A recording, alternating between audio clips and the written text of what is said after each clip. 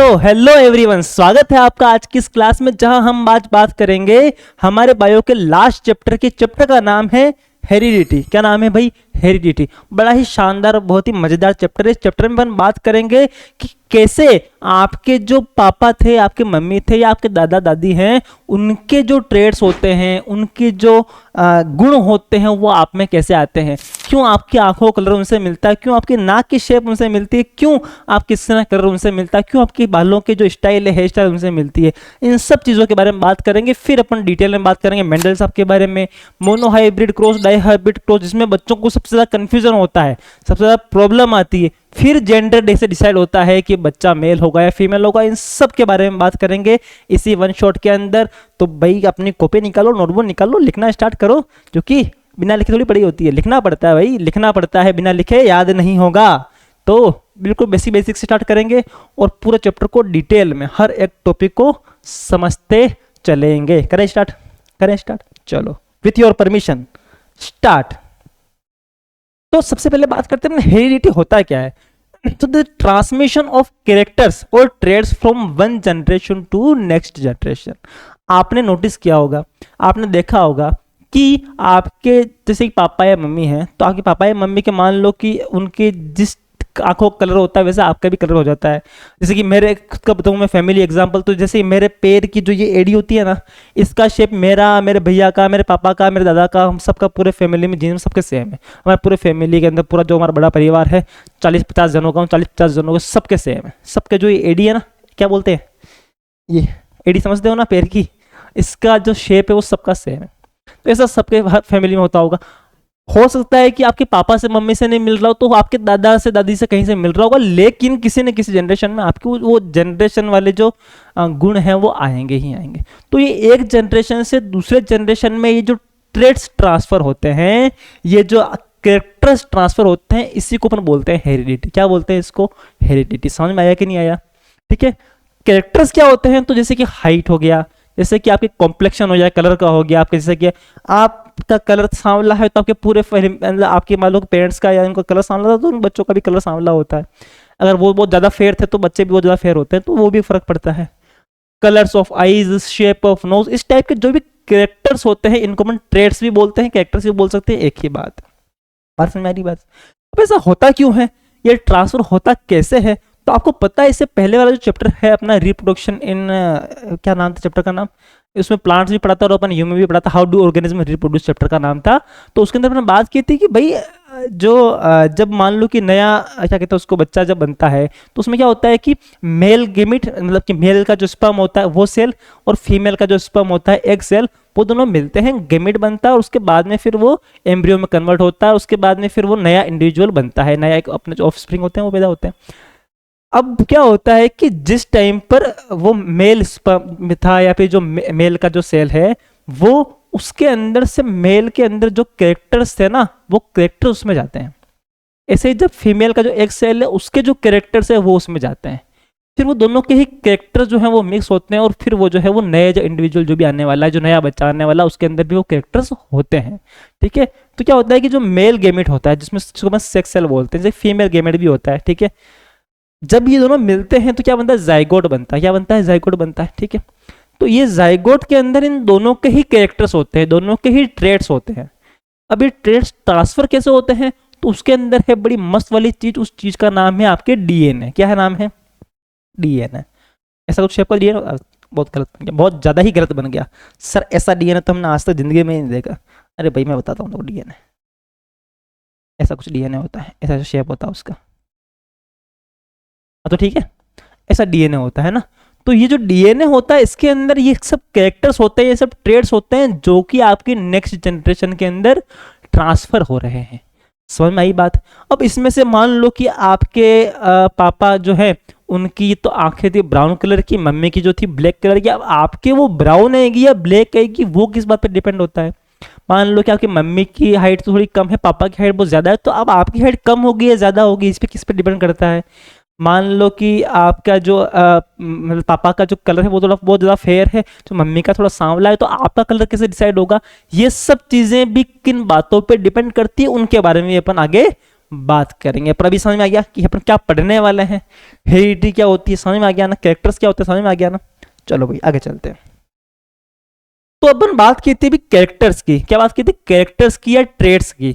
अभी कैरेक्टर्स या ट्रेड्स ये दो तरह के हो सकते हैं। कितने तरह के हो सकते हैं, दो तरह के हो सकते हैं। कौन कौन से हो सकते हैं, तो पहला है इनहेरिटेड ट्रेड्स, पहला क्या है इनहेरिटेड ट्रेड्स, और दूसरा क्या है एक्वायर्ड ट्रेड्स। एक तो होता है इनहेरिटेड ट्रेड्स और एक एक्वायर्ड ट्रेड्स। क्या होते हैं, traits that are received from parents are called inherited traits. जो गुण, जो कैरेक्टर्स, जो खास बातें हैं, जो ट्रेड्स आपने आपके पेरेंट्स से एक्वायर की है, आपके ग्रैंड पेरेंट्स से एक्वायर की है, वो सारे के सारे क्या है इनहेरिटेड ट्रेड्स। क्या है वो इनहेरिटेड है, जो आपको आपके जनरेशन से मिली है, आपको पीढ़ियों से मिली, आपको आपके पूर्वजों से मिली है। और एक्वायर्ड ट्रेड्स क्या होते हैं, तो traits that are obtained during life time are called acquired trades.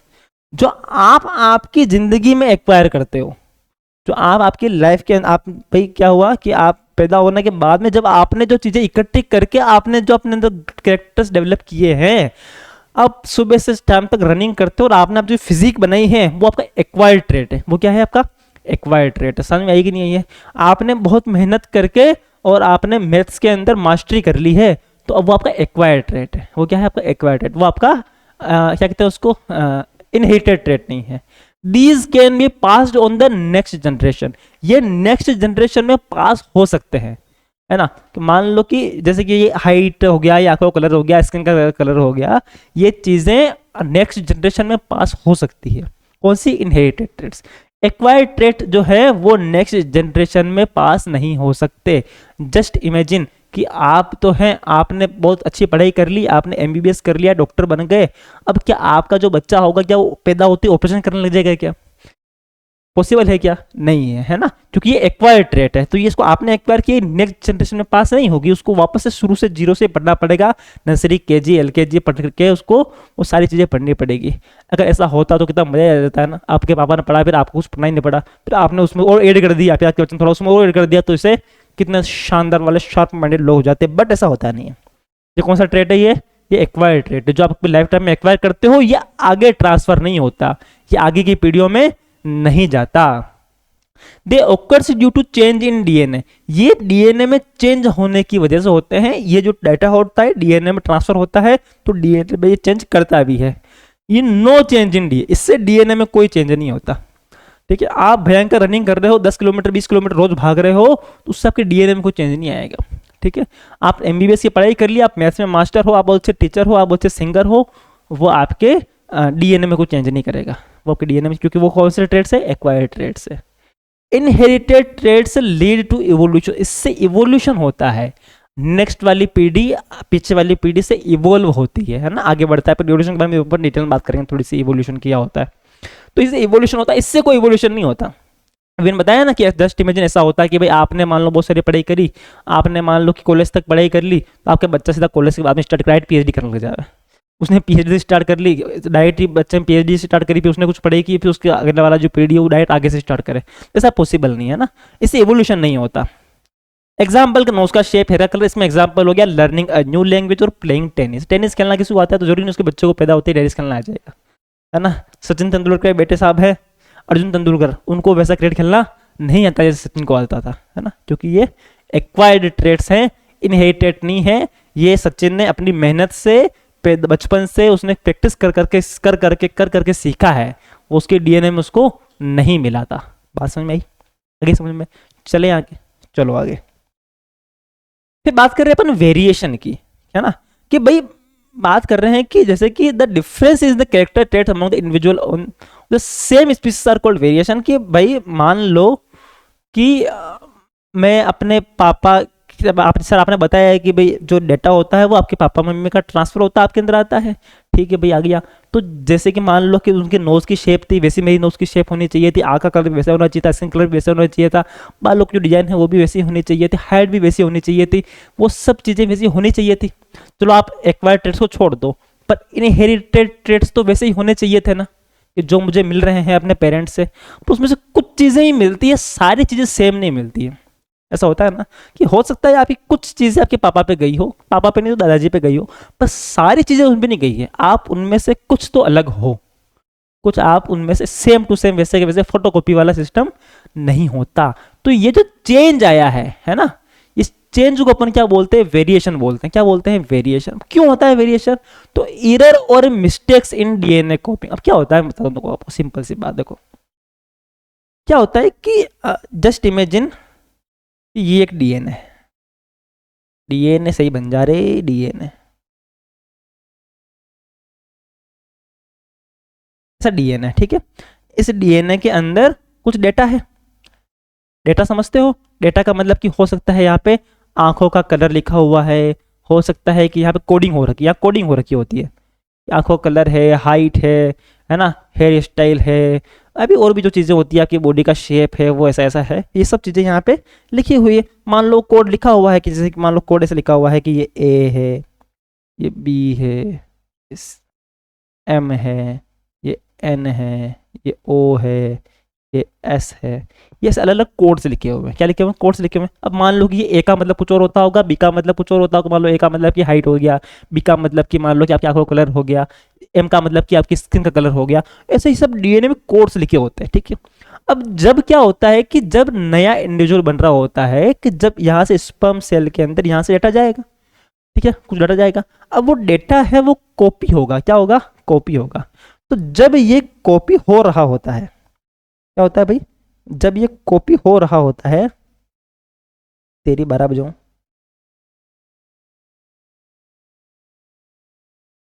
वापस बना देता हूँ, वापस से बना देता हूँ, कोई दिक्कत वाली बात नहीं। तो जब ये जिस टाइम पे डेटा कॉपी हो रहा होगा, तो क्या होगा कि ये जो डेटा है सारा का सारा यहाँ आएगा नेक्स्ट बच्चे के पास में। तो मान लो ये ए था, तो ये ए का क्या बन गया, ए ही बन गया। मान लो बी था तो बी का बी बन गया।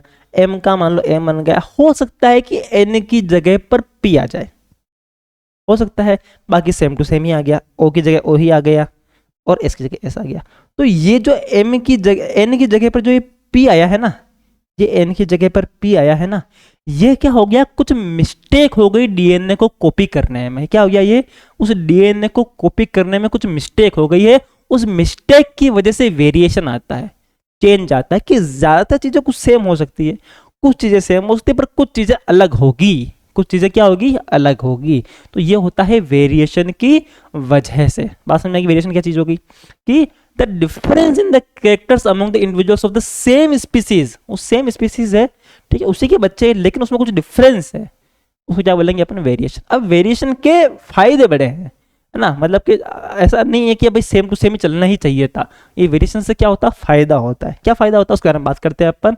इंपॉर्टेंस ऑफ वेरिएशन, पहला फायदा, it brings adaptation in individuals. क्या होता है कि वो एनवायरनमेंट के अंदर, या फिर उस क्या कहते हैं उसको, उस जिस जगह पे वो रह रहे हैं, या जिस टेम्परेचर में, जिस माहौल में वो रह रहे हैं, उसके हिसाब से अडेप्ट होना सीख जाते हैं।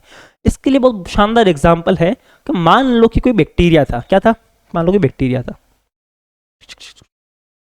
बैक्टीरिया था। अब ये बहुत सारे बैक्टीरिया हैं, जो कि बैक्टीरिया है ना, ये सरवाइव कर सकते हैं। जस्ट इमेजिन कि 25 डिग्री सेल्सियस अगर टेम्परेचर हो तो उसमें सर्वाइव कर सकते हैं, उससे ज़्यादा सर्वाइव कर नहीं सकते, ठीक है। अब इसकी एक पीढ़ी आई, 2 पीढ़ी आई, 3 पीढ़ी आई, सब ऐसे चलती जा रही है, ठीक है। पर उनमें से कुछ ऐसा वेरिएशन हुआ किसी एक पीढ़ी के अंदर, उसमें वो डीएनए में कॉपी में चेंज हो गया, और वो अब 35 डिग्री तक सर्वाइव कर पा रहे हैं। कितने डिग्री तक कर पा रहे हैं, 35 डिग्री तक सर्वाइव कर पा रहे हैं, ठीक है। तो अब क्या होगा कि 35 डिग्री पे सर्वाइव कर पा रहे हैं, इस वजह से जस्ट इमेजिन कि ग्लोबल वार्मिंग हुई, उस वजह से जो नॉर्मल टेम्परेचर जितना होना चाहिए था, कितना होना चाहिए था नॉर्मल टेम्परेचर, वो 25 होना चाहिए था, बट वो नॉर्मल टेम्परेचर 35 पहुंच चुका है। कितना पहुंच गया, 35। तब क्या होगा कि अब ये जितने भी थे पुराने वाले, जो कि जिनमें चेंज नहीं हुआ था, वो तो निपट गए, सलट गए, पर अभी भी इनकी प्रजाति के, इनकी इस स्पीसीज के टाइप के कुछ बैक्टीरिया हैं जो कि सरवाइव कर पाएंगे, क्योंकि इनमें टाइम पे वेरिएशन हो गया था इस वजह से। अगर मान लो ऐसा ना हुआ होता, तो जैसे टेम्परेचर फिर ज्यादा बढ़ता, तो भी सब खत्म हो जाते, इनकी स्पीसीज खत्म हो जाती, दुनिया से विलुप्त हो जाती, गायब हो जाती, डिस्टिंक्ट हो जाती। बट ऐसा हुआ नहीं। क्यों नहीं हुआ ऐसा, क्यों नहीं हुआ, क्योंकि ये वेरिएशन हो गया था। बात समझ में आई। तो it brings adaptation in individuals. Second है it helps in the survival of species, इसी वजह से देखो सर्वाइव भी कर पाते हैं, अडेप्ट कर सकते हैं, इस वजह से वो क्या करते हैं, सर्वाइव कर पाते हैं। बाकी सर्वाइव कर पाते हैं क्या, नहीं कर पाते। It is the base of evolution, और ये इवोल्यूशन का क्या है, बेस है। जैसे कि जिराफ का सबसे बढ़िया एग्जांपल, जिराफ के बारे में सुना है आपने। अब जैसे कि जहां पे जिराफ रहते हैं साउथ अफ्रीका में, वहां क्या होते हैं कि बहुत बड़े बड़े से पेड़ होते हैं, है ना, तो उनकी गर्दन भी लंबी होती है तो वो खा लेते, बट पहले ऐसा नहीं होता था। पहले उनकी गर्दन इतनी लंबी नहीं होती थी, लेकिन वहां पेड़ भी जिसकी हाइट पे वो खा लेते थे। अब क्या हुआ कि धीरे धीरे धीरे धीरे उनके अंदर, जैसे मान लो कि किसी एक के कोई बेटा हुआ होगा तो उसके अंदर वो वेरिएशन आया, उसके डीएनए थोड़ा सा चेंज हो गया, उसकी गर्दन थोड़ी सी लंबी हो गई, फिर उसका वापस अगला जनरेशन में उसकी थोड़ी लंबी हो गई। तो अब जो छोटी गर्दन वाले थे वो तो बेचारे भूखे मर गए, लेकिन टाइम पे किसी एक उनकी स्पीसीज के अंदर वो वेरिएशन आ गया था, उसने उसकी गर्दन लंबी कर दी, तो अब वो लंबी गर्दन वाले फिर जिराफ अभी वहां पे सर्वाइव कर रहे हैं, रह रहे हैं, मस्त रह रहे हैं। तो इवोल्यूशन हो गया। अगर वो ऐसा ना हुआ होता, अगर ये वेरिएशन ना हुआ होता, अगर ये चेंज नहीं आया होता, तो क्या सर्वाइव कर पाते, क्या नहीं, तो क्या आज हम जिराफ देख पाते, क्या नहीं देख पाते। बात समझ में आ रही है। तो वेरिएशन बड़ा इंपॉर्टेंट है ये, है ना, वेरिएशन से ही इवोल्यूशन होता है। चलें आगे, चलो भी आगे। फिर बात कर रहे हैं अपन जेनेटिक्स की। तो अभी सर आपने बात करी सर एक तो हेरिडिटी पढ़ा कि हेरिडिटी ये होता है, वेरिएशन ये होता है, इवोल्यूशन ये होता है। तो इन सब चीजों के बारे में अपन साइंस की जिस ब्रांच में पढ़ते हैं उस ब्रांच का नाम है जेनेटिक्स। तो उसका मतलब आज अपन क्या पढ़ने वाले हैं, जेनेटिक्स पढ़ रहे हैं। तो आपसे पूछा कि क्या पढ़ रहा है, तो बायो नहीं बोलेंगे अपन, क्यों, क्योंकि बायो में तो ओवरऑल हो गया ना बहुत सारा। आप बायो के अंदर क्या पढ़ रहे हो, आज क्या पढ़ रहे हो, आप जेनेटिक्स पढ़ रहे हो। क्या पढ़ रहे हो आप, जेनेटिक्स। सुनने में कूल लगता है ना, जेनेटिक्स क्या पढ़ रहे हो भैया, जेनेटिक्स पढ़ रहा हूँ। The branch of science that deals with the heredity and variation is called genetics. इस हेरिडिटी और वेरिएशन के बारे में साइंस के जिस ब्रांच में आप पढ़ाई करते हो उसको क्या बोलते हैं अपन, जेनेटिक्स बोलते हैं। इसके बारे में अब एक वीडियो में शायद बनाया था, एक शॉर्ट्स बनाया था, या फिर शायद मैं बनाने वाला हूँ, प्लेलिस्ट के अंदर है, तो उसको प्लानिंग में है। आपको पता है वो वेयरवुल्फ की कुछ प्रजातियां हैं जो वापस से बना ली गई है ना, जो पहले होते थे ऐसे वेयरवुल्फ बहुत आज से मतलब कि हजारों साल पहले, तो उनको वापस से जब चाहे तो फॉसिल फ्यूल में से, जमीन में से उनके वो हड्डियां कंकाल वगैरह निकले, तो उनके फिर डीएनए से नए वेयरवुल्फ क्रिएट किए गए। अभी थोड़े टाइम पहले की बात है, लैब के अंदर, है ना। तो वो वेयरवुल्फ अभी बिल्कुल हेल्दी है, मस्त आराम से चल रहे फिर रहे हैं।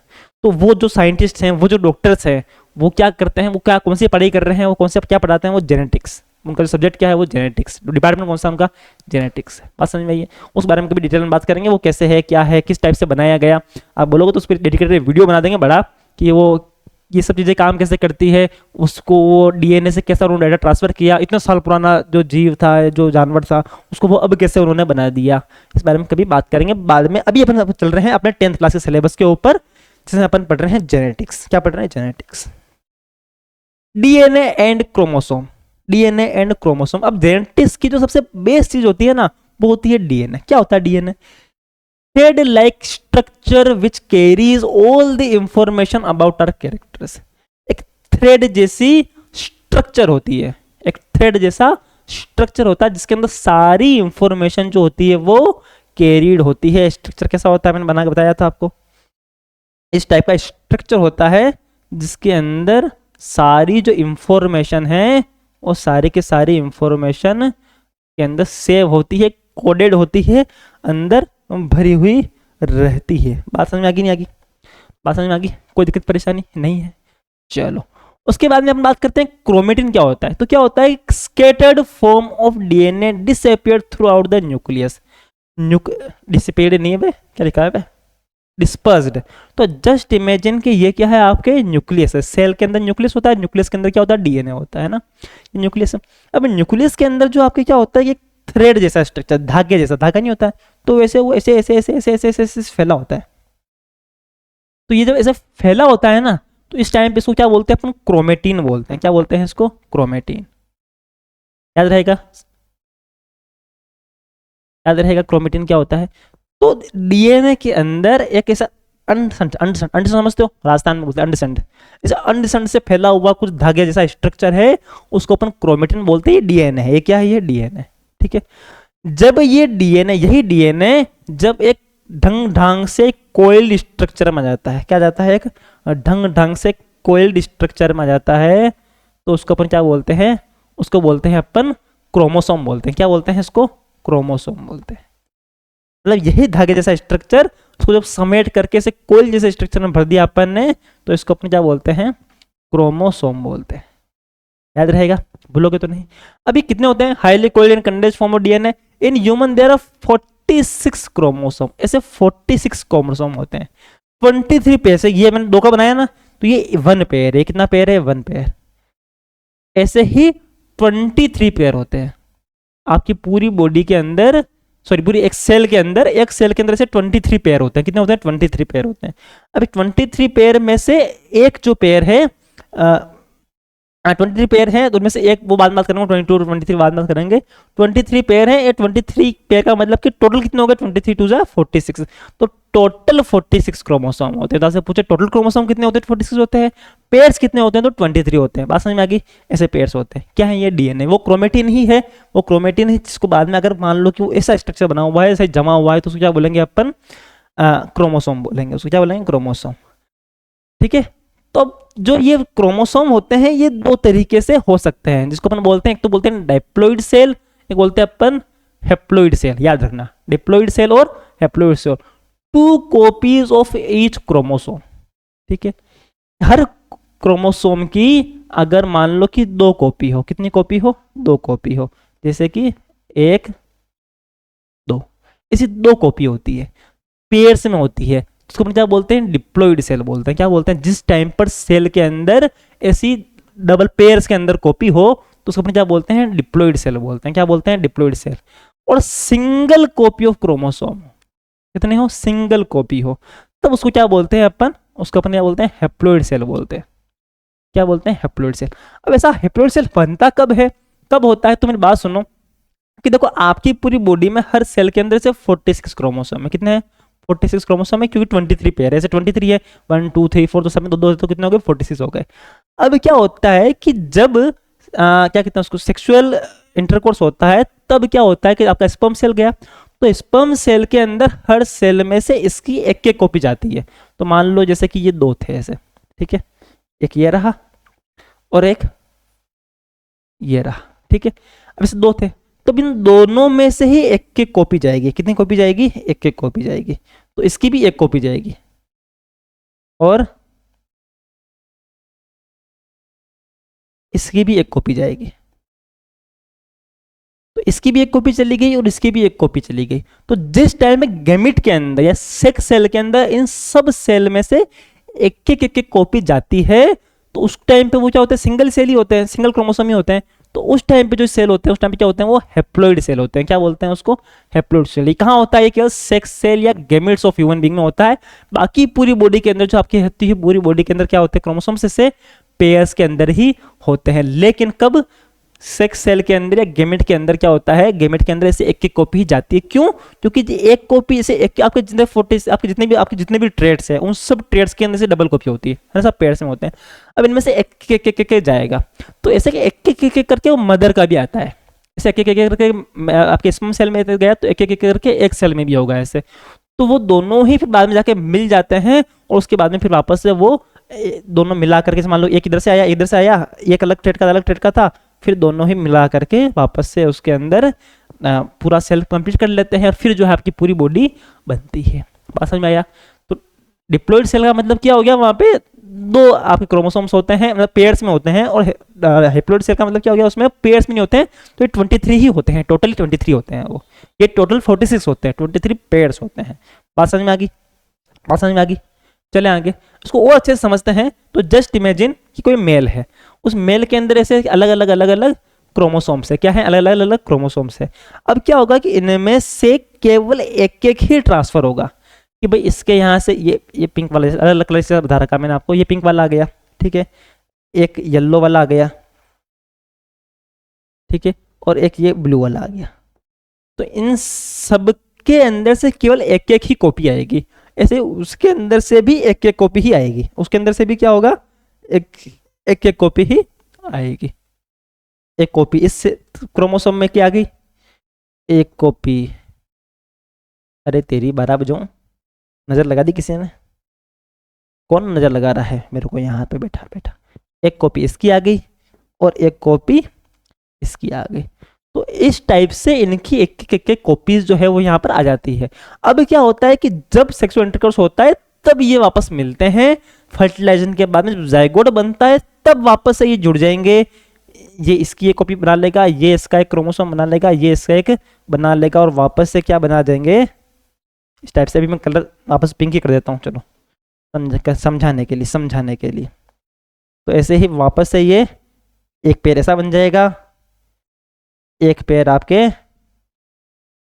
ऐसा बन जाएगा और एक पेड़ आपके ऐसा बन जाएगा। तो ये डिप्लॉयड सेल था, ये हैप्लॉयड सेल है। इस टाइप से आपके इन डीएनए के अंदर जो है डेटा ट्रांसफर होता है। बात ये कि नहीं समझ में? बात की समझ में? चले आगे, चलो आगे। फिर बात कर रहे हैं अपन जीन की। जीन क्या होता है? तो अ सेगमेंट और a part of DNA that carries information of particular character.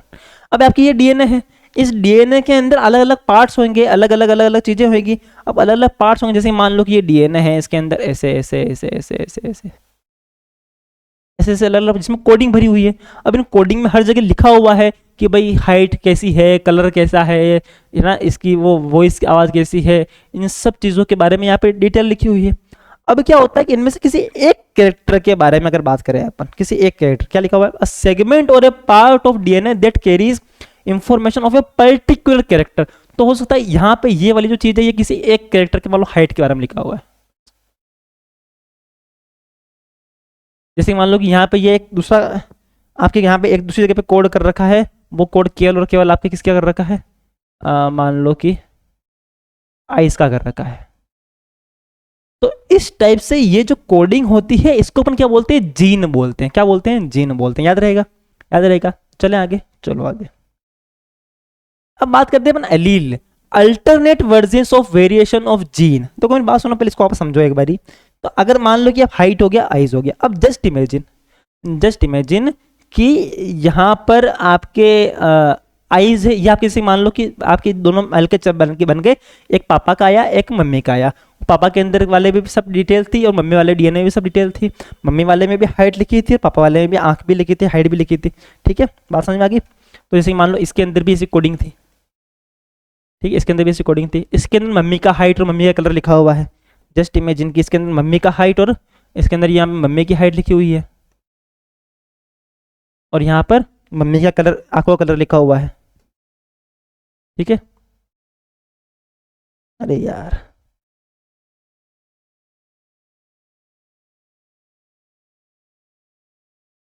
यहाँ मान लो मम्मी का कलर लिखा हुआ है, आइस का कलर। अब मुझे बताओ कि जस्ट इमेजिन कि आपके जो पापा हैं वो तो है टॉल, क्या है वो? टॉल। आपके पापा क्या है? टॉल है। और जो मम्मी है उनकी हाइट क्या है? वो शॉर्ट है। अब जब मान लो कि ये दोनों ही डेटा, ये दोनों ही जीन, ये डीएनए ये आपकी बॉडी में आ गया, ठीक है भाई, वहां से एक कैरेक्टर आया, यहाँ से एक आया, दोनों के पास चला गया और अब दोनों के पास मिल गया। तो अब मुझे बताओ कि वो डिसाइड कैसे होगा कि वो जो बच्चा होगा वो लंबा होगा कि छोटा होगा, उसकी हाइट ज्यादा होगी या कम होगी, वो डिसाइड कैसे होगा? तो वो डिपेंड करता है एलील के ऊपर। बात समझ में आ रही है? तो alternate versions of variation of gene, उस जीन का अल्टरनेट वर्जन, वो जो जीन है जिसमें कैरेक्टर्स लिखे हुए हैं, वो जीन है जिसमें डेटा लिखा हुआ है, उसका अल्टरनेट वर्जन। जैसे कि मान लो अपन प्लांट की बात करें, अपन कोई पेड़ पौधों में भी होता है, प्लांट की बात कर रहे हैं, तो उसके अंदर एक हाइट का भी होगा और एक शॉर्ट का भी होगा, दोनों ही एक साथ आ गए। तो उनमें से एक जो एलील होता है वो डोमिनेंट होता है, एक जो होता है वो रिसेसिव होता है। अभी कौन सा होता है ये डिसाइड नहीं होता, ये एक्चुअल में फिक्स है। जैसे मान लो अगर टॉल और शॉर्ट में बात करें तो टॉल वाला डोमिनेंट एलील है और शॉर्ट वाला रिसेसिव एलील है। ये करके देखा हुआ है ना, ये करके देखा भी आपने, ये अपन ऑब्जर्वेशन देखा कि ऑब्जर्वेशन देखा कि भाई अगर कभी ऐसा हो रहा है तो टॉल वाला जो है वही इसकी प्रायोरिटी होती है। तो वो बच्चा अगर मान लो दोनों कैरेक्टर्स आ रहे हैं तो इसका मतलब बच्चा कौन सा होगा? वो टॉल होगा, वो शॉर्ट नहीं होगा। क्यों? क्योंकि ये जो टॉल वाला है वो क्या है? डोमिनेंट एलील है, जो शॉर्ट वाला है वो रिसेसिव एलील है। ऐसे मान लो जो आपके बीज है उसका जो सीड है, उसका जो शेप है वो एक तो राउंड है और रिंकल्ड है। अब उसके पेरेंट्स से दो उसको अलग अलग तरह के कैरेक्टर्स मिले, राउंड भी मिला और रिंकल्ड भी मिला, पर वो शो दोनों नहीं करेगा, ऐसा मिक्सअप नहीं होता। जैसे कि मान लो कि कोई किसी के पापा लंबे हैं, किसी के बच्चे के जो और उसकी मम्मी जो है हाइट छोटी है, तो बच्चा मिडिल वाला नहीं होता। ऐसा नहीं होता कि बच्चा बीच का आ जाएगा, बीच का नहीं आता। उनमें से एक ही कैरेक्टर शो करता है। कौन सा शो करता है उस पर डिपेंड करता है एलील पे, कि कौन सा एलील जो है वो डोमिनेंट है, कौन सा एलील रिसेसिव है। समझ में आया कि नहीं आया? तो एक चीज आती है उनमें से, तो वो एक ही चीज को वो शो करता है। ऐसे ही राउंड और रिंकल्ड में से राउंड डोमिनेंट एलील है और रिंकल्ड है वो रिसेसिव एलील है। ठीक है, ये करके देखा होगा, इसलिए पता चल गया आपने को भाई ये वाला डोमिनेंट है, यही कैरेक्टर शो करता है, वो राउंड ही आएगा उसमें से। ठीक है, अब मान लो जैसे कि आपके क्या कहते हैं उसको, हाइट का एग्जांपल दे दिया मैं। आंखों का कलर मान लो कि आप पापा की ब्राउन आइज है और मम्मी की ब्लू आइज है, तो दोनों का मिक्सअप कलर नहीं आएगा कि ब्राउन और ब्लू का कुछ मिक्सअप सा आ गया, ऐसे नहीं आता। उन दोनों में से जो डोमिनेंट एलील होगा वही इसको शो करेगा। मान लो कि ब्राउन अगर डोमिनेंट है तो ब्राउन कलर ही शो करेगा, अगर ब्लू डोमिनेंट है तो वो ब्लू करेगा। जो रेसेसिव होता है वो कैरेक्टर शो नहीं होता। बात समझ में आ गई? बात समझ में आ गई, ये इंपॉर्टेंट चीज है। ठीक है, चले आगे, चलो आगे। ठीक है, अब मान लो कि कुछ कैरेक्टर के अंदर दोनों ही जो है वो डोमिनेंट हो। जैसे कि मान लो कि मैं लंबाई की बात करूं, है ना, चाहे प्लांट की बात करूं चाहे ह्यूमन की बात कर लेते हैं। जैसे मान लो एक बार ह्यूमन की बात करते हैं, तो क्या पापा भी लंबे थे और मम्मी भी लंबे हैं, और दोनों का ही लंबे वाला जो कैरेक्टर है वो टोल टोल वाला इसके अंदर आ गया, तो वो शो भी क्या करेगा, टोल ही करेगा, दिखती बात है। तो इस टाइप के अंदर जब आपके एलील होता है तो उसको हम बोलते हैं होमोजाइगस डोमिनेंट बोलते हैं। क्या बोलते हैं उसको? होमोजाइगस डोमिनेंट, याद रहेगा, होमोजाइगस डोमिनेंट। और मान लो कि दोनों ही शॉर्ट शॉर्ट है, उसके पास जो कैरेक्टर आया भाई पापा ने भी उसको शॉर्ट वाला ही जो डीएन में उसमें बहुत सारे कैरेक्टर्स भेजे थे, उसके बहुत सारी चीजें अलग अलग भेजी थी, उसमें हाइट का ही भेजा था सिस्टम। अब हाइट वो वैसा बोल रहे हैं कि शॉर्ट ही रखना है, इसको भी कैरेक्टर मतलब भी शॉर्ट ही रखना है, तो ये दोनों ही सेम, इसको हम बोलेंगे होमोजाइगस रिसेसिव। तब दोनों ही क्या होगा, रिसेसिव होगा। और मान लो कि ऐसा आ जाए टीओटी, तब से क्या बोलेंगे अपन, हेट्रोजाइगस बोलेंगे। क्या बोलेंगे? हेट्रोजाइगस। होमोजाइगस मतलब दोनों सेम होंगे। अब जब ऐसा होगा तब देखो दोनों ही टोल ही है और टोल ही डोमिनेंट होता है, तो मतलब कि बच्चा भी क्या होगा, वो टोल ही होगा। समझ में आ गई? इसके अंदर दोनों ही शॉर्ट है, दोनों ही शॉर्ट है, तब क्या होगा, वो शॉर्ट ही होगा। और एक टोल है और एक शॉर्ट है, तब क्या होगा, टोल ही होगा, क्योंकि टोल डोमिनेंट है इसलिए, क्योंकि टोल क्या है, डोमिनेंट है इसलिए। अगर कोई और डोमिनेंट होता, मान लो कि शॉर्ट डोमिनेंट होता, शॉर्ट हो जाता। बट आपने करके देखा हुआ है प्लांट के अंदर हाइट में कि भाई शॉर्ट जो होता है वो डेसिव होता है, टोल डोमिनेंट होता है, इसलिए वो टोल ही होगा। बात समझ में आ गई? आगे समझ में? चलो आगे चलो। फिर बात कर रहे हैं अपन, बता रहा है मैंने आपको डोमिनेंट एलील और रिसेसिव एलील के बीच में डिफरेंस है। तो dominant allele is the stronger one from the two alleles. बाकी दो से क्या होता है, डोमिनेंट जो होता है वो मतलब कि रेसेसिव एलील में से जो डोमिनेंट होता है वो स्ट्रॉन्ग होता है, और recessive allele is the weaker one from the two allele. दोनों में से वीकर होता है वो रेसेसिव बोलते हैं उसको। डोमिनेंट एलील को हमेशा कैपिटल लेटर से शो करते हैं। जैसे कि मान लो आपको हाइट दिखानी है, आपको कलर दिखाना है, आपको सीड का कलर दिखाना है, आपको फ्लावर का कलर दिखाना है, प्लांट्स में बात करें अपन, ठीक है, तो इन सब में से इनको जो भी आप ट्रेड को दिखाओगे, कैरेक्टर को दिखाओगे, तो अपन किसे दिखाते हैं, अपन कैपिटल से दिखाते हैं। ठीक है, ये ऑब्जर्व करके देखा हुआ है ना, ऐसा इसको मतलब ऐसा नहीं होता कि यार यही फिक्स होता है, वो पर्टिकुलरली ऑब्जर्व करके देखा तो पता चल गया अपने को भाई हाँ ये डोमिनेंट है और ये रिसेसिव है, पता चल गया अपने को, तो उस हिसाब से अपने उनको शो कर दिया, ताकि अब आप जो पढ़ने वाले हैं उनको ध्यान रहे। ऐसे जो रेसेसिव होते हैं उसको अपन स्मॉल लेटर से जो है वो शो करते लिखते हैं। Express itself in the both homozygous and heterozygous condition. ये हेट्रोजाइगस कंडीशन होगी, मान लो कि ऐसा हो गया तब भी खुद को शो कर लेगा, तब भी लंबाई आएगा, और अगर मान लो होमोजाइगस हो गई तब भी खुद को शो कर लेगा, इसमें कोई दिक्कत वाली बात नहीं। और ये express itself only in the homozygous condition, केवल होमोजाइगस होगा, केवल दोनों ही छोटे होंगे तभी हो सकता है, बाकी इसका जो कैरेक्टर है ये शो नहीं करेगा। Trait appears due to the expression of a dominant allele is called dominant trait. तो जो आपके इस डोमिनेंट एलील की वजह से जो ट्रेट जो है वो एक्सप्रेस होता है, जो ट्रेट शो होता है, जो कैरेक्टर शो होता है, उसको अपन क्या बोलते हैं, डोमिनेंट ट्रेट बोलते हैं। और जो ट्रेट इसके वजह से शो होता है उसको अपन क्या बोलते हैं, रिसेसिव ट्रेट बोलते हैं। क्या बोलते हैं, रिसेसिव ट्रेट। ठीक है, उसके बाद में आपकी एक और चीज जो आगे काम आने वाली है, जब अपन मोनोहाइब्रिड क्रॉस, ये सब चीजें ना पढ़ने जब आप पढ़ोगे वो डाई हाइब्रिड क्रॉस और मोनोहाइब्रिड क्रॉस से पहले का ये क्या कहते हैं उसको, ये प्री प्लानिंग है। क्या है ये, उसका नोट्स प्री प्लानिंग है ये। उसके बाद अलावा एक और फिनोटाइप रेशियो और एक जीनोटाइप रेशियो होता है। क्या होता है phenotype ratio, appearance of N organism और ऑब्जर्वेबल फिजिकल ट्रेट, कि दिख क्या रहा है। ठीक है, मतलब आपने बहुत सारे एक्सपेरिमेंट किए अलग अलग प्लांट्स के ऊपर या ह्यूमंस के ऊपर एक्सपेरिमेंट किए, तो कौन सा कैरेक्टर जो है वो ज्यादा दिख रहे हैं, कितने कितने टाइप के कैरेक्टर्स दिख रहे हैं, उसको अपन बोलते हैं फिनोटाइप रेशियो। क्या बोलते हैं उसको? Phenotype ratio.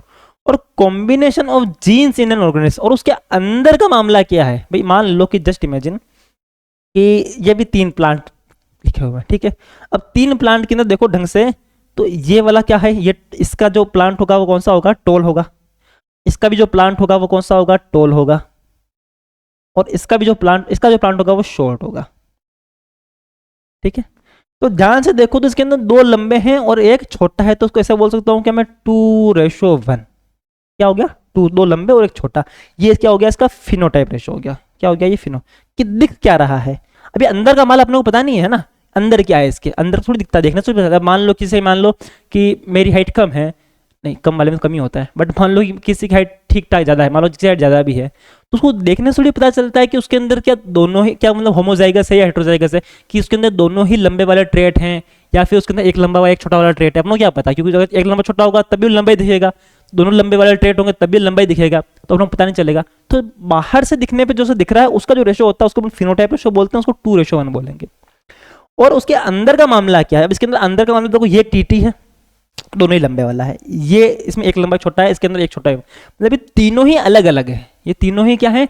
अलग अलग, इनमें से कोई भी सेम नहीं है। तो इस टाइप का जो रेशो होता है उसको बोलेंगे जीनोटाइप रेशो 1:1:1 लिखेंगे। क्यों? क्योंकि तीनों अलग अलग है, ये इसके ये अलग है, ये भी अलग है, तीनों ऐसे है ही नहीं है, तीनों अलग अलग है, तो उसको अपन ऐसे लिखेंगे।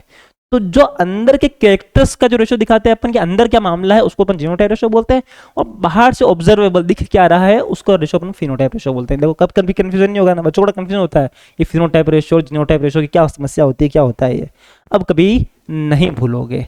फिर बात कर रहे हैं अपन ग्रेगर जॉन मेंडल साहब की, बड़े मस्त आदमी है, इनका क्या कहते हैं इसको, फादर ऑफ जेनेटिक्स भी बोलते हैं इनको।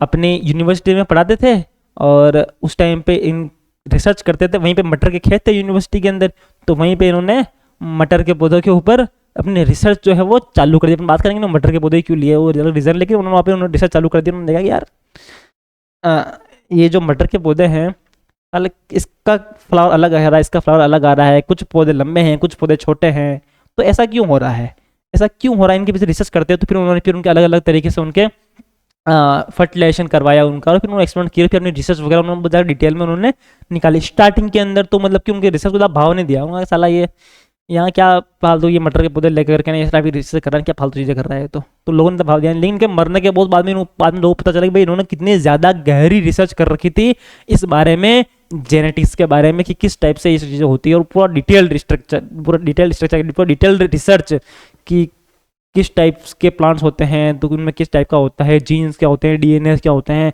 डीएनए में कैसे चेंज आता है, इन सब चीज़ों के बारे में इन्होंने डिटेल में रिसर्च की थी। फादर ऑफ जेनेटिक्स बोलते हैं किनको? जॉन मेंडल साहब को, ठीक है। तो मेंडल साहब ने क्या किया कि इन्होंने मटर के पौधों पे एक्सपेरिमेंट किया। किस पे किया? मटर के पौधों में। इन्होंने 7 अलग अलग तरह के क्या किए, इन्होंने ट्रेड्स लिए कि मटर के पौधे में जैसे सीड फॉर्म, जैसे कि जो बीज है उसकी डिजाइन कैसी है, तो उसकी डिजाइन जो है क्या वो राउंड है या रिंकल्ड है, हो सकता है बिल्कुल एकदम गोलम गोल मटर हो सकता है थोड़े से रिंकल्ड हो। जो उसका बटर है उसका दाना कैसे कलर का, येलो है या फिर उसका ग्रीन है ना, ये भी हो सकता है। उसका जो पोड फॉर्म है वो इन्फ्लेटेड है या कॉन्स्ट्रक्टेड है, मतलब ऐसा फूला हुआ है या दबा हुआ है, जो उसका जैसे मटर रखे होते हैं उसको क्या होते हैं, क्या बोलते हैं उसको, फली फली फली बोलते हैं। उसका कलर जैसे ग्रीन है या येलो है। जो फ्लावर है वो पर्पल है या वाइट है। जो फ्लावर की पोजीशन है वो एक्सियल है या टर्मिनल है, मतलब ऊपर ऊपर लगे हुए साइड में लगे हुए हैं। जो उसके स्टेम की लेंथ है वो टॉल है या शॉर्ट है। ऐसे उन्होंने 1 2 3 4 5 6 7 7 अलग अलग ट्रेड्स लिए और उसके बाद में उनके ऊपर रिसर्च की उन्होंने कि कौन सा ट्रेड शो हो रहा है, कौन से इसकी इससे इसके फर्टिलाइजेशन करवाई। पर अपने को 7 ट्रेड नहीं पढ़ने, अपने इंपॉर्टेंट नहीं। अपने को एक तो देखो सीड का जो फॉर्म है कि वो रिंकल्ड है राउंड है वो पता रखना है अपने को, सीड का कलर पता रखना है अपने को, एक इसकी लेंथ है वो पता रखनी है अपने को, और एक फ्लावर का कलर जो है वो पता रखना है। अपने 4 चीज़ों के ऊपर आप कर लोगे तो भी अपना काम हो जाएगा, ठीक है, तो भी अपना काम हो जाएगा, कोई दिक्कत वाली बात है नहीं। इसका इसका इसका इसका रहने देना, पर अपने पता होना चाहिए कि मेंडल साहब ने तो पूरे 7 ट्रेड्स लिए थे और उसके ऊपर एक्सपेरिमेंट की थी। पर अभी अपन केवल डाई हाइब्रिड क्रॉस तक ही पढ़ेंगे जिसके अंदर 2 ट्रेड, ज़्यादा से ज़्यादा 2 ट्रेड। मोनोहाइब्रिड क्रॉस में खाली एक ट्रेड के बारे में बात करेंगे, एक गुण के बारे में बात करेंगे, एक कैरेक्टर के बारे में बात करेंगे। डाई हाइब्रिड क्रॉस में 2 कैरेक्टर के बारे में बात करेंगे। समझ में आया? आ गया। अब मेंडल साहब ने पी प्लांट ही क्यों लिया, कोई दूसरा पौधा क्यों नहीं लिया, मटर का ही क्यों लिया, ये भी क्वेश्चन आता है, तो बड़ा इंपॉर्टेंट है। तो एक तो बाइसेक्सुअल फ्लावर होता है, क्रॉस पोलिनेशन जो है वो उसमें आसानी से हो सकता है। ये आपने पढ़ा इससे पहले वाले चैप्टर में है ना, रिप्रोडक्शन वाले के अंदर कि वो क्या कहते हैं इसको, बाइसेक्सुअल और यूनिसेक्सुअल फ्लावर क्या होते हैं, क्रॉस पोलिनेशन और सेल्फ पोलिनेशन क्या होता है। तो इसमें बाइसेक्सुअल फ्लावर होता है दोनों, मतलब कि उसी के अंदर क्रॉस पोलिनेशन आसानी से करवाया जा सकता है।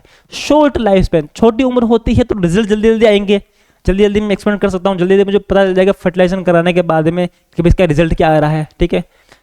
लार्ज नंबर ऑफ ऑस्प्रिंग, बहुत सारे पौधे पैदा होते हैं मटर के, मतलब कि उससे जो बीज निकलते हैं बहुत सारे होते हैं, तो मतलब कि ज़्यादा उनको वेराइटी मिल जाएगी देखने के लिए। Contrasting traits of same characters, और इसमें कैरेक्टर्स भी बहुत सारे हैं, है ना, कि नॉर्मल को ऐसे ह्यूमन में बहुत सारे कैरेक्टर होते हैं, तो पर ह्यूमन पे एक्सपेरिमेंट करना भारी काम है ना, चलो ह्यूमन पे अलाउ भी थोड़ी करती गवर्नमेंट से एक्सपेरिमेंट करना, और कर भी नहीं सकते, इलीगल। तो प्लांट्स के ऊपर कर सकते हैं, पर प्लांट्स में ऐसा प्लांट जिसके अंदर इतने सारे कैरेक्टर्स होते, तो देखो 7 कैरेक्टर्स थे अलग अलग अलग अलग, है ना, तो वो उन कैरेक्टर ज़्यादा वेराइटी थी तो ज़्यादा अच्छे से वो रिसर्च कर पाते। इस वजह से उन्होंने क्या लिया कि जो पी प्लांट है वही लिया। ये बड़ा इंपॉर्टेंट ध्यान रखना कि मटर का पौधा ही क्यों लिया, दूसरा क्यों नहीं लिया, तो ये एक्चुअल रीजन है, ठीक है। चलो आगे, फिर बात कर रहे हैं अपन मोनोहाइब्रिड क्रॉस की, बड़ा इंपॉर्टेंट है, ध्यान से समझना। तो इन्होंने क्या किया, मेंडल साहब ने, इन्होंने अभी आपको समझ में आ गया ना वो सब चीजें, तो मेंडल साहब ने क्या किया कि एक पौधा लिया मटर का, सबसे पहले उन्होंने लंबा पौधा लिया और एक छोटा पौधा लिया, ठीक है, और फिर उसका क्रॉस पोलिनेशन उन्होंने करवाया, ठीक है। एक तो लिया प्योर टोल, क्या लिया, प्योर टोल, मतलब कि उसके अंदर जो आपके ट्रेट्स थे वो कैसे थे, दोनों ही कैपिटल कैपिटल टी। और जो प्योर ड्वार्फ मतलब प्योर छोटे लिए, उसके अंदर जो मामला था वो क्या था, प्योर छोटे का मतलब कि अंदर सब टी ही था। ऐसे उन्होंने 2 प्लांट लिए। अब उसका बाद में क्रॉस पोलिनेशन करवाया। तो पहला जस्ट इमेजिन, अगर मान लो कि आपने जेनेटिक्स नहीं पढ़ी है, आपने ये नहीं पढ़ा, तो आपका पहला क्या होगा, क्या कहते हैं उसको, वो आइडिया या फिर क्या कहते हैं उसको, क्या कहते हैं उसको, पहला विचार दिमाग में यही आएगा ना कि हो सकता है मीडियम पौधा आएगा, मीडियम पौधा आएगा। बट ऐसा हुआ नहीं, ऐसा हुआ नहीं। क्यों नहीं हुआ, क्योंकि देखो मैं बात सुनो, सबसे पहले जैसे कि मान लो ये कैरेक्टर है, मैंने क्या बताया था आपको कि ऐसे क्रोमोसोम्स होते हैं, उसमें से एक कैरेक्टर का मतलब कि एक एलील जो है वो, जो डोमिनेंट एलील होता है वो बाहर जाता है, ठीक है। तो यहाँ से ये एक टी इसका गया, एक टी स्पेसिफिक गेमेट में 2 अलग हो जाएंगे, इसका ही पार्ट अलग हो जाएगा, इसका ही पार्ट अलग हो जाएगा। अब एक इसमें से जाएगा और एक इसमें से जाएगा, ऐसे ही होगा, क्या होगा, एक इसमें से जाएगा और एक इसमें से जाएगा, तो ये टीटी बनेगा नहीं बनेगा। ऐसे ही एक इसमें से आएगा, एक मान लो कि मेल वाले में से आया और एक फीमेल वाले में से आया, तब भी क्या बनेगा, ऐसे बनेगा ना। सबसे पहले ये तो उसके अंदर उसकी ये तो उस प्लांट के अंदर का मामला है। फिर जो गेमिट्स के अंदर क्या होता है, 2 अलग टुकड़े हो जाते हैं, टी टी टी टी। अब दोनों में से एक ही जाएगा। अपने बात की थी कि भाई कैरेक्टर्स जो होते हैं उनमें से, जिसके मान लो मेरे पास 2 क्रोमोसोम में 2 पेयर हैं, तो एक ही जाता है ना। अपने हैप्लोइड सेल में बात की थी। अब एक ही, अब हो सकता है ये जाइए, अपन को पता नहीं कोई से भी जा सकता है, आई डोंट नो, ये भी जा सकता है, ये भी जा सकता है, अपन दोनों करा देख लेते हैं। अगर ये गया और इससे ये मिला तब ये बनेगा, इससे ये आया और इससे आया तो ये बनेगा। और कोई पॉसिबिलिटी है क्या, और कोई पॉसिबिलिटी नहीं है। तो ध्यान से देखो और मुझे बताओ कि अगर ये कैरेक्टर है कि उस प्लांट के अंदर, तो वो टोल होगा या शॉर्ट होगा। आपको पता है जो टोल होता है वो डोमिनेंट एलील होता है, इसका मतलब कि ये पौधा भी क्या होगा, टोल होगा, और ये पौधा भी क्या होगा, टोल होगा। बात एक ही नहीं है समझ में। तो भाई साहब मेंडल साहब हो गए चक्कर में पड़ गए। उन्होंने क्या किया, एक लंबा पौधा था, एक छोटा पौधा था, मैंने दोनों को जब क्रॉस फर्टिलाइजेशन कराया, दोनों को मिलाया, तब क्या होना चाहिए था, एक मीडियम आना चाहिए था, पर मीडियम आया नहीं। क्या आया, दोनों ही पौधे निकल गए टोल। अब उनने क्या किया, ये तो कि फर्स्ट जनरेशन, ये हो गई, क्या हो गया आपकी फर्स्ट जनरेशन। अब इनने क्या किया कि इन फर्स्ट जनरेशन वाले जो पौधे, इनका क्रॉस पोलिनेशन कराया। क्योंकि देखो ये बाहर से दिखने में क्या दिख रहे हैं, दोनों टोल दिख रहे हैं, पर इनके अंदर जो मामला है उसके अंदर कहीं ना कहीं वो शॉर्ट वाला ट्रेड भी है, कहीं ना कहीं वो शॉर्ट वाला ट्रेड है, लेकिन वो भी दिख नहीं रहा है। वो इंतजार कर रहा है, मौका ढूंढ रहा है, कभी मुझे मौका मिलेगा, लेकिन ट्रेड इसके अंदर अभी भी है, वो जीन इसके अंदर अभी भी है। तो मेंडल भाई साहब ने इन दोनों का क्रॉस पोलिनेशन करा के अब देखते हैं क्या होता है, ठीक है। तो फिर इन्होंने क्या कराया कि फर्स्ट जनरेशन से ही इन्होंने क्या करवाया, क्रॉस पोलिनेशन कराया। अब इसके अंदर भी क्या होगा, गैमेट्स जो होंगे वो अलग अलग हो जाएंगे, ये टी टी ये टी टी अलग अलग हो गए। बात समझ में आ गई, नहीं आ गई, बात समझ में आ गई जाएंगे। तो अब अगर मैं वापस से इनको अगर मिलाऊं तब क्या होगा, मान लो कि ये इससे मिला तब क्या बनेगा, टी टी। मान लो कि ये इससे मिला तब क्या बनेगा, दोनों छोटे छोटे बनेंगे, चुटके चुटके, टी टी। मान लो कि इसको इससे मिलाया तब क्या बनेगा, देखो वैसे तो स्मॉल टी टेबल पहले लिखना चाहिए, बट आप रूल्स के हिसाब से जो डोमिनेंट एलील होता है कैपिटल वाला होता है उसको हमेशा पहले लिखते हैं, है ना। और मान लो ये हो गया, ये हो गया, फिर क्या बच गया, ये इससे मिल गया और ये इससे मिल गया, तभी क्या बनेगा, गलत बना दिया क्या मैंने, ये इससे मिल गया, ये इससे नहीं मिलाया, गलत बना दिया, ब्रो ब्रो गलत बना दिया।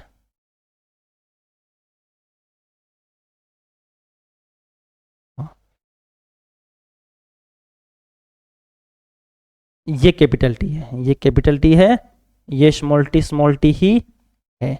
उसके बाद में दो इसके हो गए, दो इसके हो गए, और फिर उसके बाद में ये इससे मिल गया, तो ये इससे मिलना बाकी रह गया था, ये बनेगा टी टी। तो ध्यान से देखो, इसको ऐसे ही बना सकते हो आप, इसे वो दिखने में लाइन कंफ्यूज हो गया, ऐसा ना बने तो आप ऐसे ही बना सकते हो कि भाई ये टी, एक का गेमिट, एक का गेमिट, एक का गेमिट, एक का गेमिट, ठीक है। T T capital T capital T, capital T small T, capital T small T, small T small T, ऐसे ही बना सकते हो। तो ध्यान से देखो तो अब आपको पता चलेगा कि यहां पर ये भी लंबा होगा, ये भी लंबा होगा, ये भी लंबा होगा, ये भी क्या है टोल, ये भी क्या है टोल, ये भी क्या है टोल, और ये क्या है शॉर्ट। देखो सेकंड जनरेशन में जाकर के फिर इसने जो अपना शॉर्ट जो क्या कहते हैं उसको वो दिखाया। अब मान लो कि किसी ने फर्स्ट जनरेशन देखी नहीं होगी, केवल वो इसी को देखे तो देखा यार ये भी टोल था, ये भी टोल था, दोनों ही टोल थे, ठीक है, बट इसके अंदर ये ट्रेड था, इसमें ये ट्रेड था, है ना, दोनों ही टोल थे, तो इनका जो बच्चा होना चाहिए तो लंबा ही होना चाहिए, मीडियम होना चाहिए, बट वो देखो उनका एक बच्चा शॉर्ट भी निकला। क्यों? क्योंकि उसके अंदर उसके वो ग्रैंडफादर का जीन था, उसके अंदर उसके ग्रैंडफादर का एक ट्रेड था, एक कैरेक्टर था ये शॉर्ट वाला, जो कि आगे जाके यहाँ एक्सप्रेस हुआ है। तो मान लो उसके 4 बेटे हुए हैं, 4 बच्चे हुए हैं इस मटर के, तो उनमें से 3 तो हो गए लंबे और 1 हो गया छोटा, सॉरी उल्टा बना दिया, ये वाला छोटा हो गया, 3 हो गए लंबे और 1 हो गया छोटा। बात समझिए। अब इसके अपन फिनोटाइप रेशो की बात करें तो फिनोटाइप रेशो का मतलब क्या होता है कि दिख क्या रहा है, तो दिखने में देखो 3 लंबे दिख रहे हैं, छोटा दिख रहा है, इसका मतलब कि 3:1 रेशो हो गया, 3 लंबे और 1 छोटा। और जीनोटाइप रेशो में अंदर क्या मामला है, तो अंदर देखो एक तो है कैपिटल टी, 2 हैं कैपिटल टी स्मॉल टी, और 1 है आपके स्मॉल टी। तो मतलब कि एक जैसा ये है कैपिटल टी 1, ऐसे ऐसे 2 हैं 2 और ऐसा 1 है, तो 1:2:1 ये इसका जीनोटाइप रेशो होगा। कि अंदर का मामला क्या उसके हिसाब से जीनोटाइप रेशो डिपेंड होता है, और बाहर के मामले के हिसाब से दिख क्या रहा है उसके हिसाब से इसका फिनोटाइप रेशो होता है। तो मोनोहाइब्रिड क्रॉस समझ में आया कि नहीं आया आपको? इजी का काम है ना, बहुत इजी काम है। फर्स्ट जनरेशन को इस टाइप से, सेकेंड जनरेशन के अंदर जो है मतलब कि इस टाइप से आपको ये रिजल्ट मिले। बात समझ में आ गई? चले आगे। फिर बात कर रहे हैं अपन डाई हाइब्रिड क्रॉस की। क्या कर रहे हैं अपन? डाई हाइब्रिड क्रॉस की। तब क्या हुआ, in dihybrid cross we consider 2 pairs of contrasting traits. जैसे कि सीड का शेप भी हो सकता है, सीड का कलर भी हो सकता है, और भी कुछ हो सकता है, कुछ भी ले सकते हैं अपन, है ना। इसके अपन 2-3 एग्जाम्पल और भी कर सकते हैं। अभी हाल फिलहाल मैं यहाँ पे एक करा रहा हूँ, ऑफलाइन क्लास के अंदर तो वैसे 2-3 भी करा देते हैं अपन, है ना। 2-3 तो कराते हैं अपन, 2 तो कम से कम कराते हैं कि 2 अलग कराते हैं। अभी मैं आपको वन शॉट है तो मैं आपको एक जो है पूरा डाई हाइब्रिड क्रॉस मैं करके बताऊंगा 2 ट्रेड्स का, ठीक है। कौन कौन कैसे करेंगे अपन इसको, तो देखो 2 कैरेक्टर्स लेंगे अपन। क्या लेंगे इसके अंदर? 2 कैरेक्टर्स। मान लो किसी, जैसे कि मान लो कि कोई डेटा ट्रांसफर हो रहा है, मान लो कि मेरे पापा का डेटा होगा या मेरे मम्मी का डेटा होगा, मेरे पास आया होगा, तो उनके अंदर जितने कैरेक्टर्स है, मान लो उनको 200-500 कैरेक्टर है, तो 500 कैरेक्टर मेरे बॉडी में आए होंगे ना।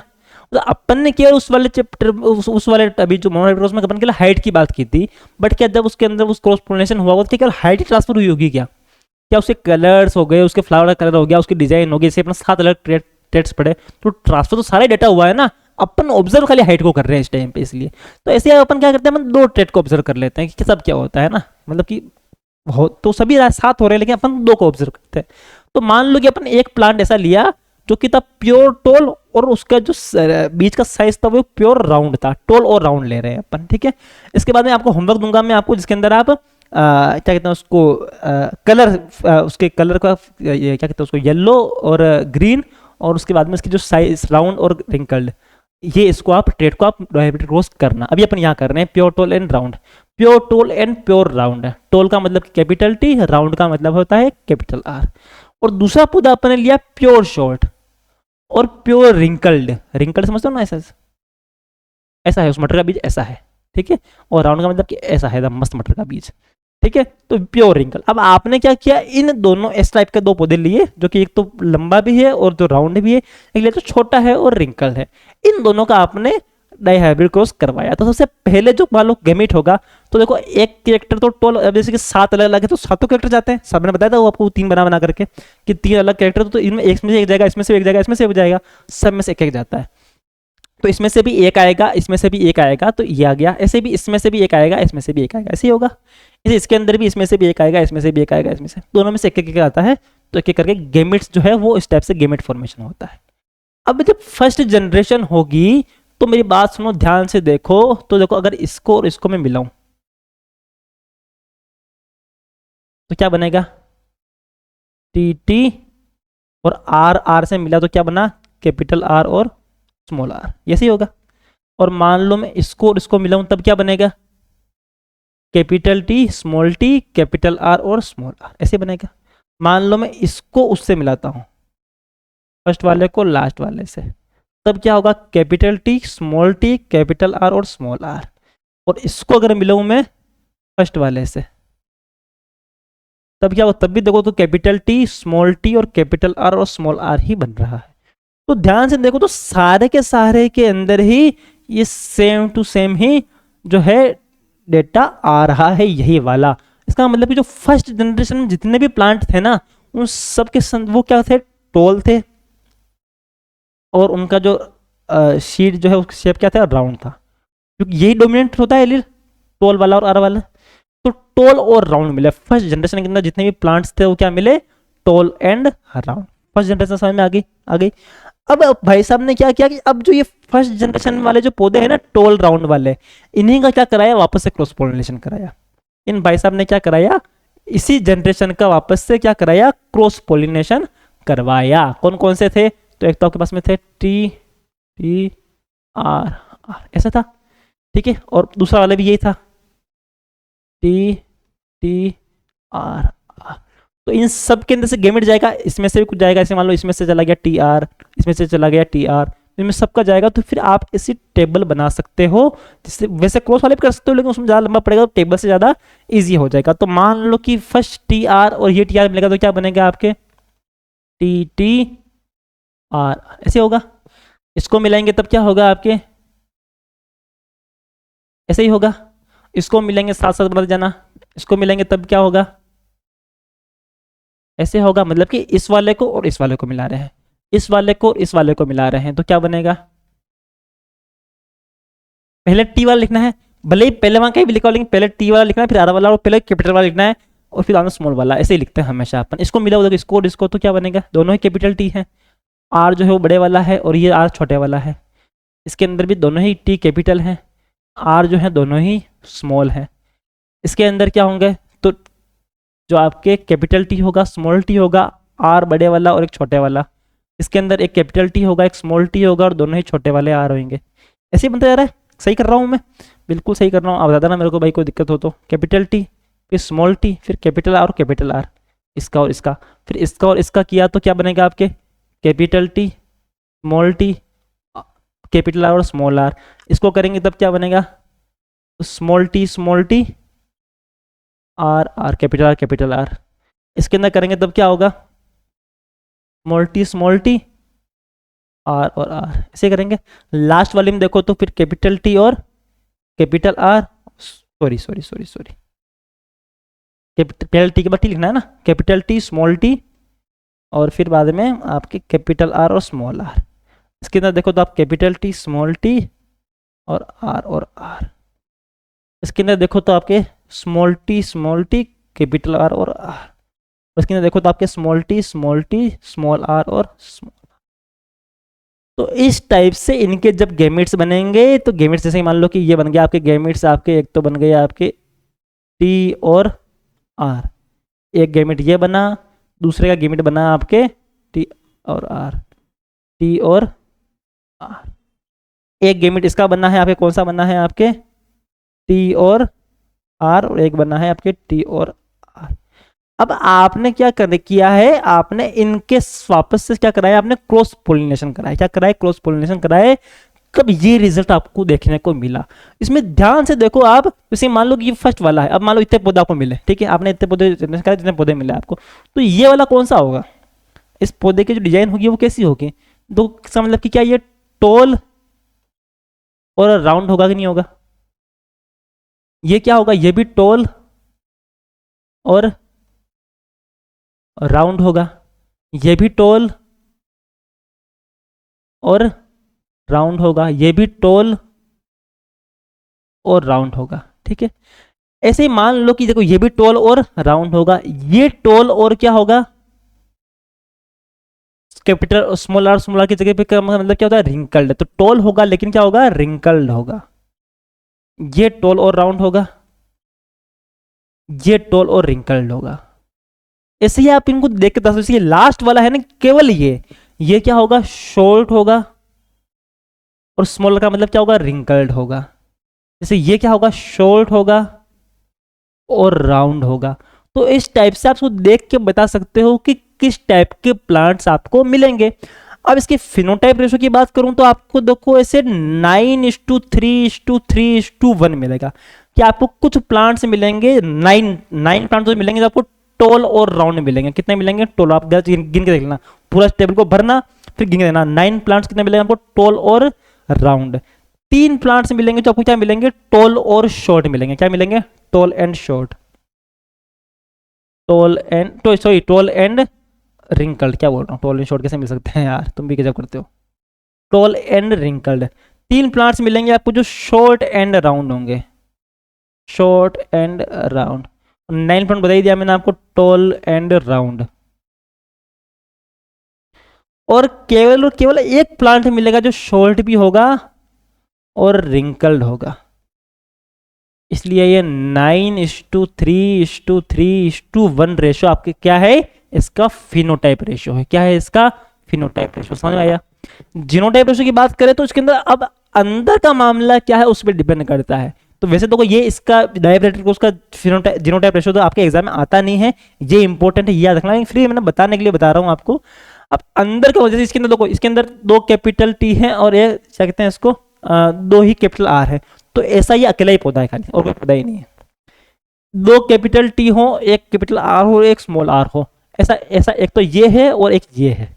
तो ऐसे केवल 2 प्लांट्स है, ऐसे कैसे केवल 2 ही हैं जिसके अंदर 2 कैपिटल टी हो, 2 कैपिटल आर हो, 1 स्मॉल आर, ऐसे केवल 2 है।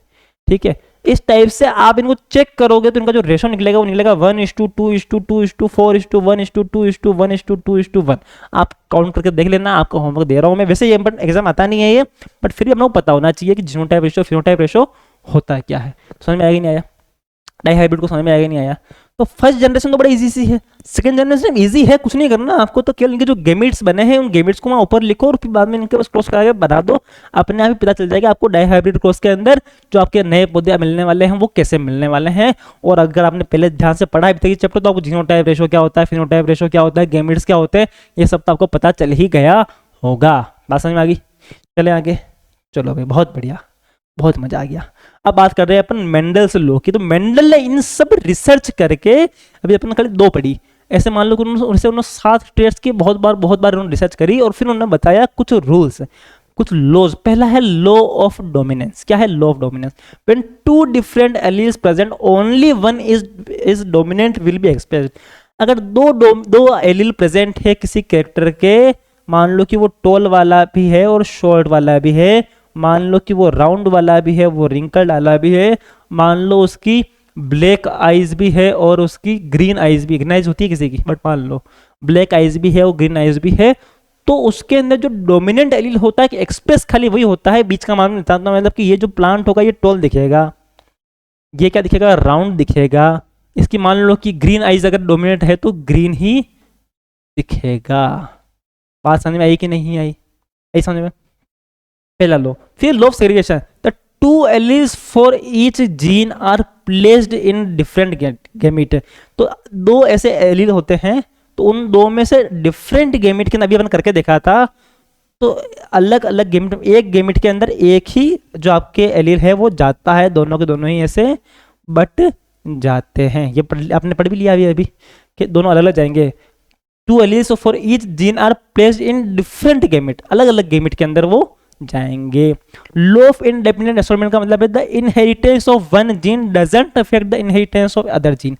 मतलब कि कोई लंबे वाला ट्रेट है, उसका जीन है जिसमें कोडिंग लंबे वाले ही कर रखी है, लंबे हाइट की कर रखी है एक तरीके से, तो हाइट वाला कलर से छेड़छाड़ी नहीं करता। कलर वाले का काम अलग है, हाइट वाले का काम अलग है। मान लो ये कोई कलर वाला है तो उसकी वो साइज शेप नहीं देख रहा कि वो राउंड है रिंकल्ड है, उसको उससे कोई लेना देना नहीं है। तो the inheritance of one gene doesn't affect the inheritance of other gene.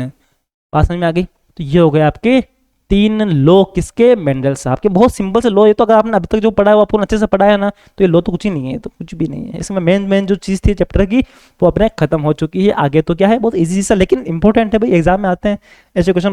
मैं तो चाहता हूँ ऐसे क्वेश्चन आए, ऐसे क्वेश्चन आएंगे तभी तो मार्क्स आएंगे ना। सिंपल क्वेश्चन तो अपने आने चाहिए। वैसे चैप्टर बड़ा सिंपल सा ईजी सा हलवा चैप्टर है। तो उसके बाद बात कर रहे हैं अपन ह्यूमन की। ह्यूमन के अंदर जो है आपके सेक्स डिटर्मिनेशन होता है, वो कैसे होता है? एक पेज कैसे बच गया? ये एक पेज 2 बार आ गया,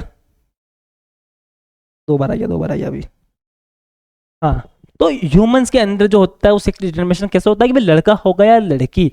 तो in human being there are 23 pair of chromosome. ये अपने पढ़ लिया, स्टार्टिंग में पढ़ा अपन ने कि 23 पेयर होते हैं। कितने पेयर होते हैं? 23 पेयर होते हैं। Out of this 22 chromosomes pair are called autosomes. एक टॉपिक कुछ रह गया है बीच के अंदर, एक टॉपिक रह गया ना अपना। मैं एक फोटो लेके आया था यार, एक फोटो थी, वो फोटो गायब हो गई। एक स्लाइड को डिलीट हो गई शायद गलती से, इसी से रिलेटेड थी वो। सेक्स डिटर्मिनेशन जो है ना वो ह्यूमन में कैसे होता है, बाकी एनिमल्स में कैसे होता है, मैं ऐसे बता दूंगा, आपको समझा दूंगा, है ना। एक स्लाइड डिलीट हो गई इसमें से गलती से। In human being there are 23 pair of chromosome. Out of these 22 chromosomes pair are called autosomes. इनमें से 22 को अपन क्या होता है, अभी पढ़ा था स्टार्टिंग में अपन ने कि 23 पेयर होते हैं, टोटल 46 क्रोमोसोम होते हैं। उनमें से जो 22 होते हैं उसको अपन ऑटोसोम्स बोलते हैं। क्या बोलते हैं उसको? ऑटोसोम्स, याद रहेगा। और जो लास्ट पेयर ऑफ क्रोमोसोम है ना, जिससे डिसाइड होता है कि भाई वो मेल होगा या फीमेल होगा, जेंडर जो होता है वो डिफाइन होता है, उसको अपन सेक्स क्रोमोसोम बोलते हैं। क्या बोलते हैं? Sex chromosome. टोटल हो गए 23, उसमें 22 को ऑटोसोम्स बोलते हैं, लास्ट वाले को सेक्स क्रोमोसोम बोलते हैं। उसी की वजह से डिसाइड होता है कि वो लड़का होगा या लड़के, जेंडर डिफाइन होता है। ठीक है, तो जैसे कि मान लो कि वो फीमेल गेमेट के अंदर वो जो क्रोमोसोम 2 पेयर होते हैं, तो उसको अपन एक्स एक्स से लिख रहे हैं। क्या लिख रहे हैं? X x. क्या लिख रहे हैं? एक्स एक्स से। तो उसके अंदर एक्स एक्स क्रोमोसोम है और इसके अंदर क्या है? एक्स वाई क्रोमोसोम है। मेल के अंदर क्या होते हैं? एक्स वाई क्रोमोसोम होते हैं। फीमेल में क्या होते हैं? एक्स एक्स क्रोमोसोम होते हैं। अब क्या होगा कि जब मान लो कि भाई सेक्सुअल इंटरकोर्स के बाद में इसमें से अलग अलग हो जाएंगे। अभी पढ़ा अपन ने, मेंडल साहब ने बताया कि अलग अलग जाएंगे, अलग अलग एलील के अंदर। तो ये एक्स भी आ गया, ये एक्स भी आ गया, ये वाई भी आ गया, ये एक्स भी आ गया और ये वाई भी आ गया। ठीक है, अब मान लो कि इनमें से एक वापस जाएगा। अब ये अलग अलग हो गए, अब इनमें से जब वापस से जाइगोट बनेगा तो इसमें से भी एक जाएगा, इसमें से भी एक जाएगा। ठीक है, तो मान लो कि ये एक्स और एक्स दोनों ही मिलकर के क्या बन गए? एक्स एक्स बना दिया इनने, डन है। मान लो कि ये एक्स और ये वाई मिलकर के एक्स वाई बना दिया इनने। मान लो कि ये एक्स और एक्स मिलकर के एक्स एक्स बना दिया इनने, और इस एक्स और इस वाई ने मिलकर के एक्स, जैसे अभी अपन बोला था मेल वाले में सेम वैसे वैसे। अब ध्यान से देखो उसके अंदर तो एक एक्स एक्स है, एक एक्स है, 2 एक्स एक्स है, और ध्यान से देखो तो एक एक्स वाई है और एक्स एक्स वाई है। तो एक्स एक्स का मतलब क्या होता है? एक्स एक्स का मतलब क्या होता है? Female female. एक्स वाई का मतलब क्या होता है? मेल और मेल। तो इसका मतलब है कि आधे आधे चांस हैं। इसका मतलब है लड़का और लड़की होने के कितने कितने चांस है? 50% 50% चांस, 50-50 चांस है इसके। इसके अंदर किसी भी तरह का कोई भी जो है 75-25 वाला सिस्टम, 60-40 वाला सिस्टम नहीं है। कितना चांस है? 50% का चांस है। इसीलिए ये यूनिवर्स बैलेंस है। क्यों बैलेंस है? क्योंकि चांसेस हैं वो पूरे के पूरे आधे आधे हैं। और वो भी देखो डिपेंड किस पे करता है। देखो मेरी बात सुनो कि इसके पास तो एक्सेस क्रोमोसोम ही थे, तो इसमें तो कोई हाथ ही नहीं है। ये सब डिपेंड किस पे करता है? ये पूरा मेल के ऊपर डिपेंड करता है, क्योंकि मेल के पास है वाई क्रोमोसोम। तो एक्स वाई क्रोमोसोम किसके पास में? मेल के पास में। तो इसी के ऊपर डिपेंड करता है कि वो जो लड़का होगा वो फीमेल होगा या, मतलब कि लड़का जब बच्चा होगा वो मेल होगा या फीमेल होगा। बात समझ में आ गई? इस टाइप से सेक्स डिटर्मिनेशन होता है, इस टाइप से जेंडर जो है वो डिसाइड होता है आपकी बॉडी के अंदर। ठीक है, समझ में आ गया? सेक्स क्रोमोसोम क्या होता है, ऑटोसोम्स क्या होता है, किस टाइप से इसका डिटर्मिनेशन होता है। ऐसे ह्यूमन बीइंग में ऐसा होता है। कुछ कुछ प्लांट्स में, कुछ कुछ एनिमल्स में ऐसे भी होता है कि टेम्परेचर पे डिपेंड करता है। जैसे टर्टल होता है ना, तो वो टेम्परेचर पे डिपेंड करता है कि अगर इस टेम्परेचर के ऊपर उसके अंदर वो फर्टिलाइजेशन हो रहा है तो मतलब वो मेल होगा, इस टेम्परेचर पे हुआ तो फीमेल होगा। जैसे अलग अलग अलग अलग एनिमल्स में कुछ कुछ में ऐसे डिफरेंस उस बातें भी डिपेंड करता है। ह्यूमन में तो ऐसे एक्स वाई और एक्सेस क्रोमोसोम के ऊपर डिपेंड करता है। तो अपना चैप्टर खत्म हो चुका है। आई होप कि आपको बड़ा मजा आया होगा। वैसे चैप्टर बड़ा मजेदार है ये, और कुछ चीज़ें हैं जैसे मोनोहाइब्रिड और डाइहाइब्रिड क्रॉस, लेकिन उसको मैं आपको इतना इजी तरीके से समझाया है ना कि मुझे नहीं लगता है आपको कोई डाउट होगा अगर आपने ध्यान से एक बार में इसको पढ़ा है तो बस अपना बायो चैप्टर खत्म हो चुका है। और लास्ट चैप्टर बच रहा है अपना, इसका चैप्टर का नाम क्या है अपने, और एनवायरनमेंट है ना। तो बस उस चैप्टर को अपन जल्दी लेके आएंगे। उस चैप्टर लाने के बाद मैं सोच रहा हूँ कि या तो फिर एक काम करता हूँ मैं, इनके रैपिड रिवीजन टाइप के वीडियोस डाल देता हूँ इन्हीं चैप्टर के, किसी को पढ़ने के बाद वापस से रिवीजन करना हो तो वो भी कर सकता हूँ मैं। और यहाँ मैं सोच रहा हूँ कि मैं अभी जैसे कि मैं क्लास डालता हूँ तो मैं रिकॉर्डेड क्लास डालता हूँ यहाँ पे, है ना। मैं रिकॉर्ड करता हूँ फिर बाद में उसको अपलोड करता हूँ। तो मैं सोच रहा हूँ कि मैं लाइव क्लास स्टार्ट करूँ। तो जैसे रात को 8 बजे 9 बजे सब बच्चे फ्री हो जाते हैं, तो उस टाइम पे अगर कोई देखने वाला होगा, 2-5 जने भी देख लेंगे, अपने कोई दिक्कत वाली बात नहीं है। अभी देखते हैं कितने भी हैं, बट फिर भी अगर 2 बच्चे 5 बच्चे भी देख लेंगे तो भी अपन तो लाइव कर देंगे, कोई दिक्कत वाली बात नहीं है। तो ऐसा भी हो सकता है, देखते हैं क्या होता है। या तो फिर वो वाली सीरीज लेके आऊँगा मैं, रैपिड रिवीजन वाली, या फिर लाइव वाली लेके आऊँगा। पर मिलेंगे आपसे जल्दी। इससे पहले आपका चैप्टर आएगा और एनवायरनमेंट। तब तक के लिए बाकी जो चैप्टर अपलोड कर दिया उनको पढ़ो, रिवीजन करो, कोई डाउट हो तो पूछ लेना, और कुछ चाहिए तो बता देना। बाकी एंजॉय, और दीपावली आ रही है तो उसकी तैयारी करो। बाय।